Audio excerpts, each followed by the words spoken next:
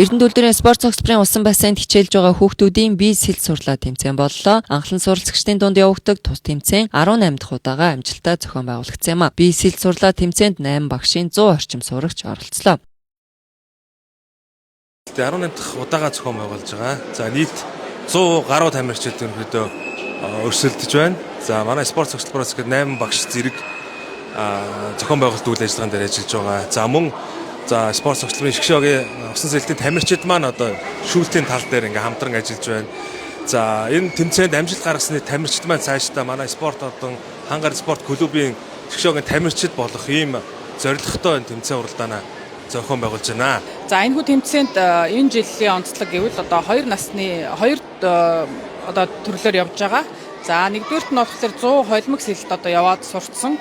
Өөрөөр хэлбэл 4 төрлөөрөө сэлэлт сурцсан тамирчид орж байна. Нөгөөтэйгөр бол бүр анхан шатны одоо 25 м явдаг хэмжээний хүүхдүүд бас оролцож байна.